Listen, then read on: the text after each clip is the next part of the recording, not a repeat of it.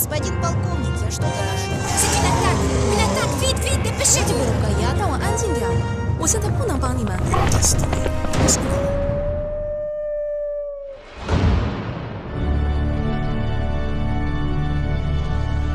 C'était d'ici que venaient les voix qu'Elena entendait dans sa tête. C'était dans ce monde que des drames s'étaient déroulés. Elle s'arrêta de jouer et se retourna. Autour d'elle se dressaient les murs et les piliers de la cathédrale, sculptés de formes symétriques, en pointe ou en arrondi. Des vitres s'élevaient sur d'immenses hauteurs pour se terminer par une forme voûtée vers le ciel. Soudain, des cris vinrent du dehors. La lourde porte fit un bruit de choc lorsqu'un homme se jeta de toutes ses forces pour l'ouvrir précipitamment. L'orchestre s'arrêta de jouer et les 70 musiciens se retournèrent en même temps. « Ils arrivent! Ils arrivent! C'est une attaque! Une attaque! Vite, vite, dépêchez-vous !»« Au souterrain !» cria le premier violon. « Venez! Suivez-nous! Vite !» dit-il en courant vers Elena et en l'entraînant par le bras. « Barricadez la porte !» Un tromboniste et un timbalier coururent les 20 mètres qui les séparaient de la porte, mais n'eurent pas le temps de l'atteindre. Comme un claquement de dents. Puis un immense geyser de flammes s'engouffra dans l'embrasure de la porte et la fit basculer ouverte. Les deux hommes pris par les flammes, transformés en torches humaines, se roulèrent au sol en hurlant de douleur pendant quelques secondes.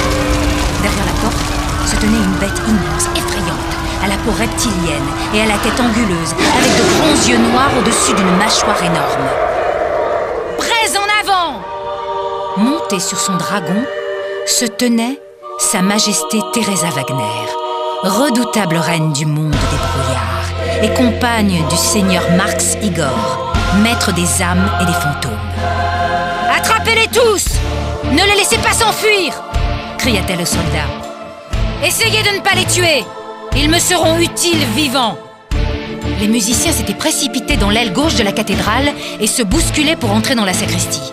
Au milieu de celle-ci, une grande trappe était ouverte dans le sol, dégageant l'entrée d'un escalier de pierre vers un souterrain obscur. Il n'y avait assez de place que pour 2 musiciens côte à côte, et certains trébuchaient dans leur précipitation, tombant alors les uns sur les autres en criant. Elena s'était laissée entraîner, complètement dépassée par la brutalité et le choc de ce nouveau monde. Les instrumentistes n'étaient pas égaux devant l'urgence. Les flûtistes, les violonistes couraient avec leurs instruments. Les contrebassistes et la harpiste avaient dû les laisser derrière eux. Entre les deux se trouvaient des cas de conscience. Walter Andrew, premier violoncelliste de l'orchestre, n'avait pas pu abandonner son instrument fabriqué au XVIIe siècle à l'école de Venise. C'était un chef-d'œuvre de lutherie, fabriqué par des maîtres et avec des techniques aujourd'hui disparues. Suzanne Servion avait fait la même erreur avec son contrebasson. Elle ne parvenait pas à courir.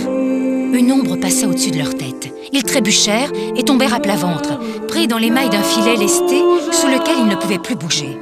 Leur dernière sensation fut celle d'une projection de gaz liquide et ils perdirent connaissance.